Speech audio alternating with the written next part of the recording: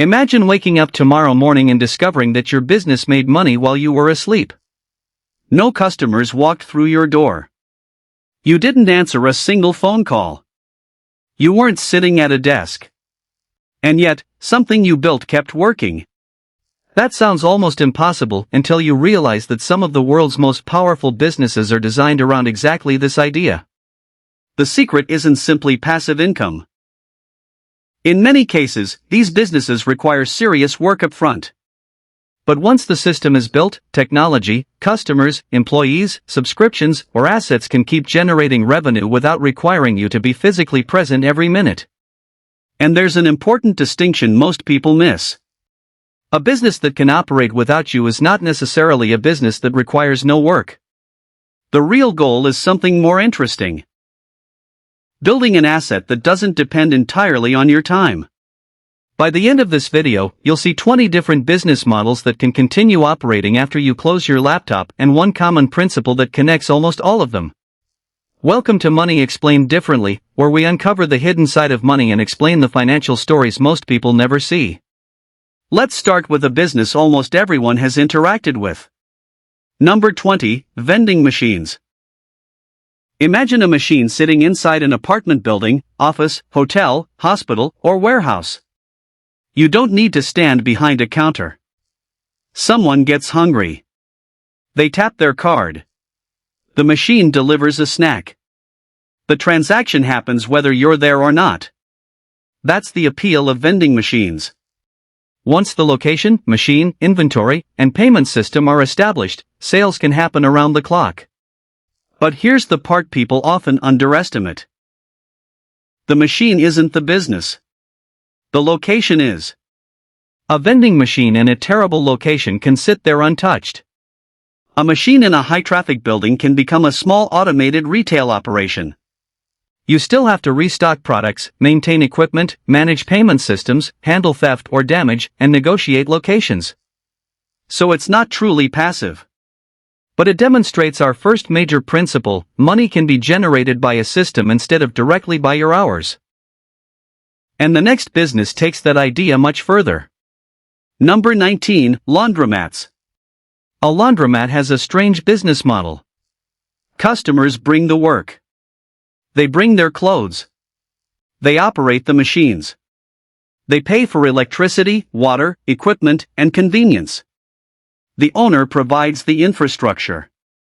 Modern laundromats can use card or app-based payments, remote monitoring, automated alerts, and equipment that can operate for long periods without an employee standing nearby. That doesn't mean the owner disappears. Machines break. Utilities cost money. Rent matters.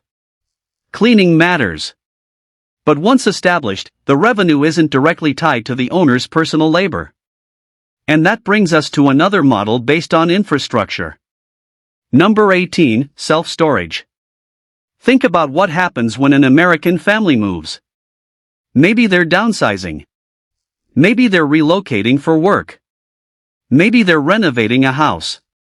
Suddenly, they have a problem. Where do we put all this stuff? That's where self-storage comes in. The customer rents space. The business provides access, security, property management, and infrastructure. And because customers generally store their own belongings, there is no traditional retail transaction happening every day. The same unit can generate recurring revenue month after month. The hidden attraction is recurring billing. Instead of constantly finding a new customer for every transaction, the business can build a base of customers who continue paying. But recurring revenue becomes even more powerful when the physical building disappears entirely. Number 17, digital products. Imagine creating a spreadsheet template once. Or a budgeting tool. Or a business checklist. Or an online guide. You create it one time, upload it to a platform, and customers can purchase it repeatedly. There's no warehouse. No shipping truck. No physical inventory. The cost of delivering the next copy can be extremely low. This is why digital products are so interesting. A physical business often has to repeat a physical process every time it makes a sale. A digital business can sometimes duplicate the product almost instantly. But there's a catch. The difficult part isn't making the file. The difficult part is getting people to want it. Marketing, reputation, customer trust, competition, and product quality still matter. And that leads to a much larger digital business. Number 16, online courses. A teacher can spend months creating a course. They record lessons, build exercises, create worksheets, and organize the material. Then something interesting happens. The course can potentially be sold to the first student, the 100th student, or the 1000th student without the instructor personally teaching every lesson live. That's a major shift. Instead of selling 1 hour of labor to one person, you're packaging knowledge into an asset that can be distributed repeatedly. Of course, a successful course requires more than recording videos. The information has to solve a real problem. And in competitive markets, creators have to update courses as information changes. But the underlying economics are powerful. You're transforming knowledge into a product. And there's another digital product that's even more scalable. Number 15, software and apps. You download an app. Maybe you pay $5 a month. Maybe you see advertisements. Maybe a company charges businesses thousands of dollars for access. The software doesn't need to be rebuilt from scratch for every customer. That's the extraordinary thing about software. The first version may take enormous effort and capital to create. But once the system exists, serving another customer can be dramatically cheaper than creating the entire product again. This is one reason subscription software became such a powerful business model. Customers aren't simply buying a product once. They're paying for continued access. And that recurring relationship leads directly to our next business. Number 14, subscription businesses. Think about the services you pay for every month. Streaming, cloud storage, software, fitness platforms, news services, meal kits, membership programs. The psychology is simple. Instead of asking customers to make a new purchasing decision every time, the business creates an ongoing relationship. That can make revenue more predictable. But subscriptions also reveal something important about consumer behavior. People often forget about recurring charges. A few dollars here, $10 there, $20 somewhere else. Individually, they seem insignificant. Together, they can become a meaningful monthly expense. For the business, recurring billing can be incredibly valuable. For the customer, it means you should occasionally ask, "What am I still paying for that I no longer use?" Now let's move from digital subscriptions to one of America's biggest physical assets. Number 13, rental properties. A rental property can produce income while the owner is sleeping. A tenant pays rent. The property remains occupied. The owner may not physically perform any work that day. But calling rental property passive without qualification would be misleading. There can be repairs, vacancies, property taxes, insurance, maintenance, financing costs. And sometimes a tenant calls at the worst possible moment. Professional property management can reduce the owner's involvement, but it also reduces the income. Still, the basic idea remains powerful. An asset can generate cash flow while you are doing something else.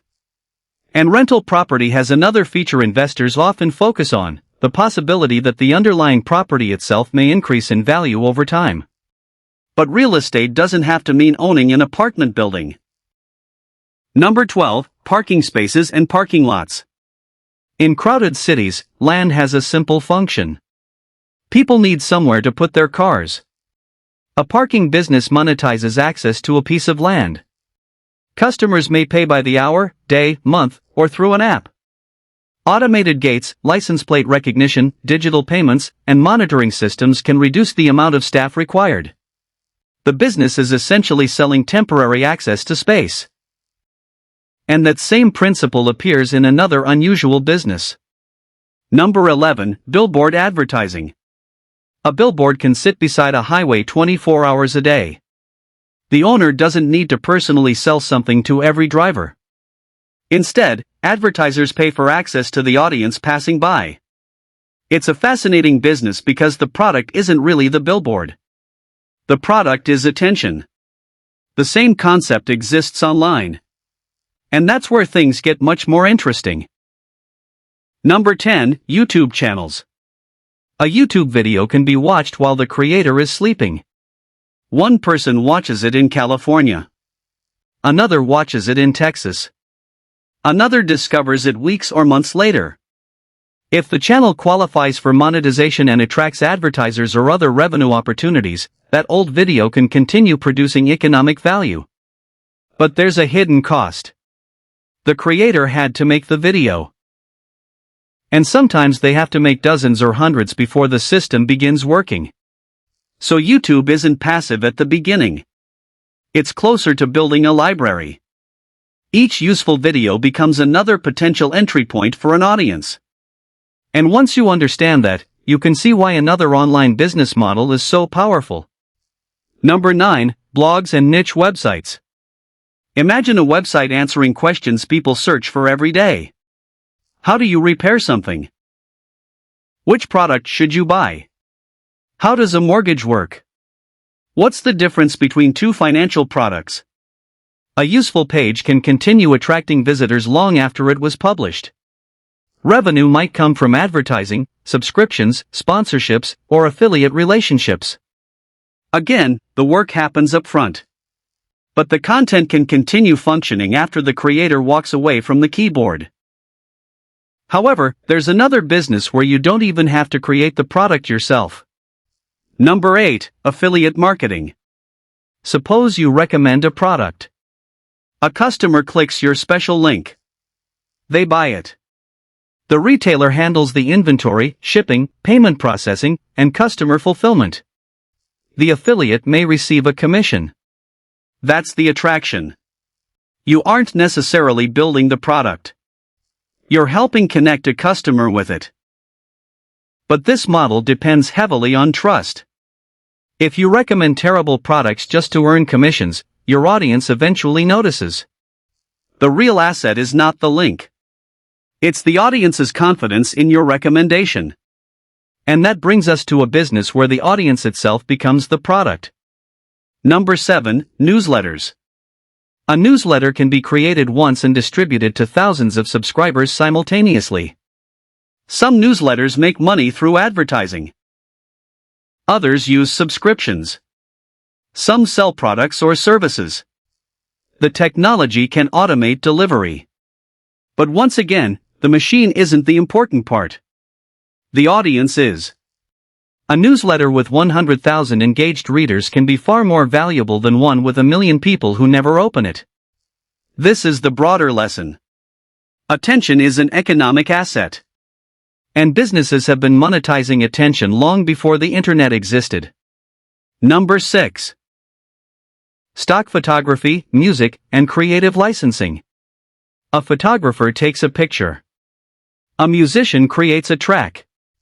A designer creates an illustration. A company may later license that work. The creator can potentially earn from the same piece of intellectual property multiple times. That's different from selling a single hour of labor. You're creating something once and allowing it to be used repeatedly. And intellectual property can become even more valuable when it turns into a recognizable brand. Number 5, licensing a brand or intellectual property. Imagine you create a character, design, educational system, software technology, or recognizable brand. Instead of operating every business yourself, you allow other companies to use the intellectual property under an agreement. They pay for the right to use it. You provide the asset. They handle some or much of the operational work. Licensing can be complicated, and legal agreements matter enormously. But economically, the concept is simple. You own something other people want to use. And now we reach a business model built around exactly that principle. Number 4, franchises. A franchise owner doesn't necessarily invent a new business. They buy access to an established system, brand, operations, training, suppliers, marketing, processes. The franchisee runs the local operation. The franchisor can earn through fees and other contractual arrangements. This creates a powerful separation between the person operating individual locations and the company controlling the broader system. But franchises aren't automatically easy money. The franchisee still faces labor costs, rent, competition, inventory, and local demand. The franchisor also carries significant responsibilities. The real advantage is the system. And systemization is the thread connecting almost everything we've discussed. But there is one category where the system can become almost entirely automated. Number 3, automated e-commerce. Picture an online store. A customer visits at 2 a.m. They choose a product. Payment is processed automatically. An order is sent to a fulfillment operation. Shipping is handled. The owner might not touch the product at all. This is possible through third-party fulfillment and modern e-commerce infrastructure. But again, automation doesn't eliminate business risk. Advertising can become expensive. Returns can destroy margins. Suppliers can fail. Competition can appear overnight. And customers can disappear. Automation makes the machine run. It doesn't guarantee that the machine makes money. Now we're down to the final 2. And these reveal the deepest lesson of all. Number 2, ATMs. An ATM is a tiny financial service station. A customer needs cash. They use the machine. The machine processes the transaction. Depending on the arrangement, the ATM owner can receive fees for providing convenient access to cash. The machine can operate day and night. But location is everything.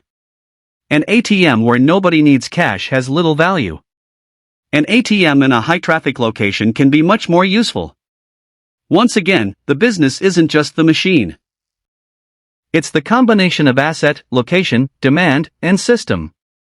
And that brings us to number 1. Number 1, businesses built around recurring revenue. This isn't one specific industry. It's a business philosophy. Imagine 2 businesses. Business A has to find a new customer every morning just to survive. Business B has thousands of customers who are already paying every month. Which one has the more predictable foundation? Usually, the second. Recurring revenue can come from software subscriptions, memberships, storage units, service contracts, property leases, maintenance plans, subscriptions, licensing agreements. The specific industry doesn't matter as much as the structure. And here's the hidden truth behind all 20 businesses. The businesses that work while you sleep aren't really selling sleep. They're selling systems. A vending machine is a system. A laundromat is a system. A storage facility is a system. A YouTube channel is a system. A software subscription is a system. A rental property is a system. A franchise is a system. A recurring revenue company is a system. And the more a business depends on the owner's personal time, the harder it becomes to scale. Think about a traditional job. You work 1 hour. You get paid for that hour. Stop working, and the income usually stops. Now compare that with an asset. You build something. Then the asset continues producing value. That doesn't mean you never work again. It means your work has changed. Instead of repeatedly performing the transaction, you're building the machine that performs it. And this is where most people get surprised. The biggest advantage isn't actually working while you sleep. It's decoupling income from time. Because time is limited. You can only work so many hours. But a well-designed system can potentially serve thousands of customers, process thousands of transactions, or distribute the same product repeatedly. Of course, none of these businesses is guaranteed to make money. Some require large amounts of capital. Some are highly competitive. Some can fail spectacularly. Some are only passive after years of work. And some look passive from the outside while hiding enormous operational complexity underneath. That's why the smartest question isn't, how can I make money while I sleep? It's, what can I build, own, or control that creates value without requiring my constant presence? That question changes everything.